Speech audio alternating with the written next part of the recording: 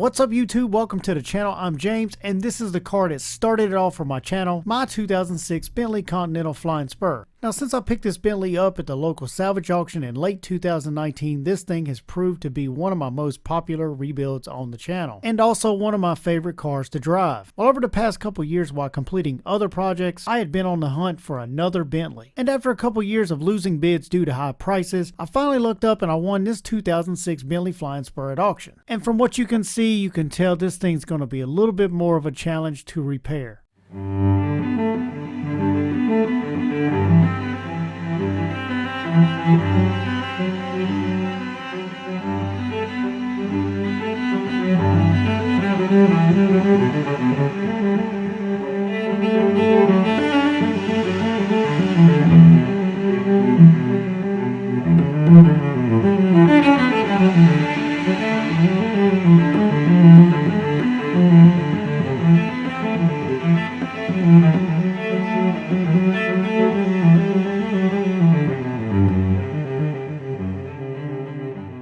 So once again we have another Bentley Flying Spur project. Not quite as nice as the white one as you see over there, because we do obviously have some front end damage and we have the suspension on the ground, which is an issue.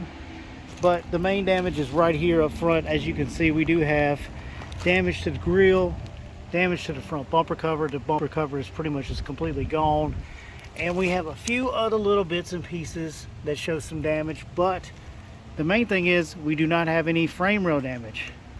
The downside to all this is all these parts that you do see this damage, these are ridiculously expensive. They're about 5 times as much as, say, parts for a regular car.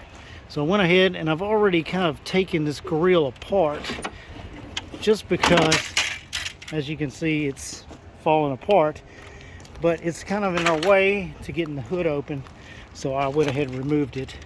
Now you might just think, you know, we got a bunch of junk plastic here, but that's not the case. We're gonna have to fix this because this grill is like $2 grand. This is $2 grand for a used grill.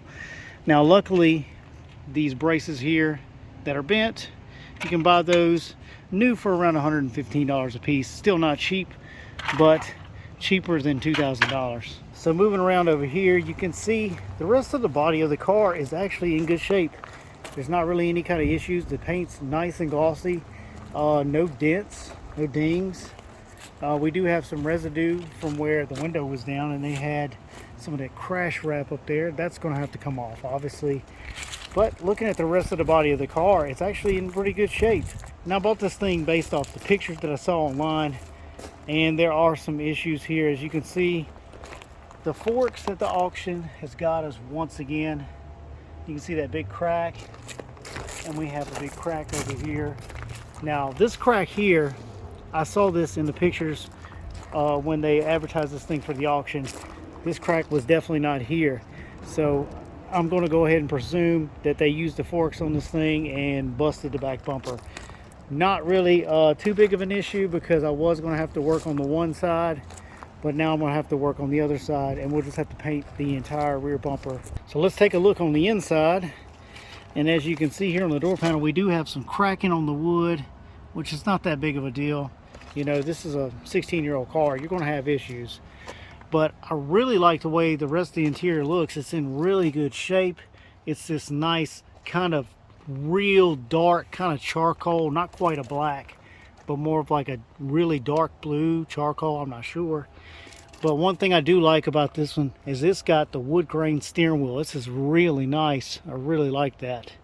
My other car doesn't have that. And so far everything seems to be sorted in here. I haven't really tested out too much because we had to do some battery work. So looking back here in the trunk, if you look over here on the left side, you can see that I went ahead and I replaced the main battery.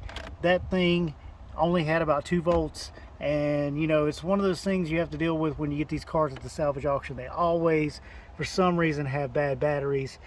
And I have the start battery out on the charger and it seems to be good, so I believe we're going to be able to use that.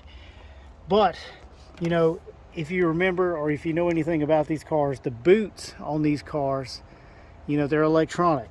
So if you don't have power, you can't get the boot open. if you can't get the boot open, you can't get to the batteries.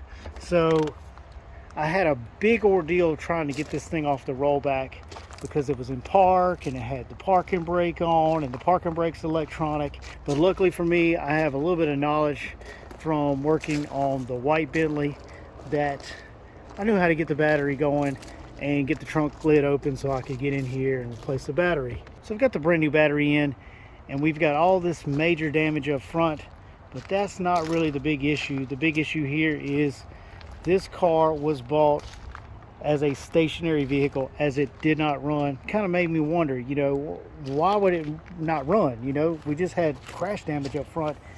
Did something happen underneath? And from the looks of it, I'm not exactly sure what's happened in this wreck, but something definitely happened underneath. You can see we do have a cooler bent, and if you look at the radiator support here, it is bent a little bit up. And if you look right there, you can see a gash in the middle of the oil pan, which means there's no oil in this engine. So if we open up the bonnet and we pull the dipstick, you'll see there's no oil. Now that problem's not really that big of a deal because we can buy a replacement oil pan for this car, but we need to be able to test this engine first. This is our main concern. We need to get the car running, because if this engine doesn't run, oh boy, is it going to be expensive.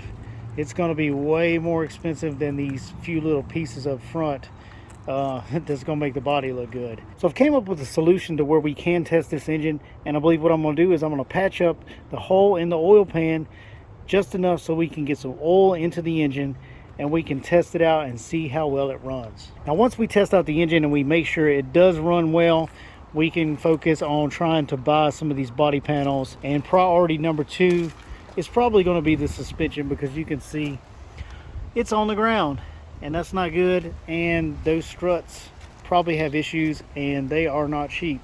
But that will be the second priority, and then once we get those 2 priorities going, we can focus on some of the body work. So now I have the challenge of getting a non-running Bentley back running again, and on top of that I have quite a bit of body work that I need to do, and this thing could pan out to where I have gotten a good deal on it, or you know, it could be a very expensive mistake. Now that we've had a chance to take a look at what we're working with, we can start off our repairs by seeing if this thing will actually run. So until then, I'd like to say thank you for watching. Be sure you check out all my videos on all my other projects, and if you're not subscribed, then consider clicking the subscribe button, click the bell so you'll get the notifications, and you can also follow me on Facebook and Instagram.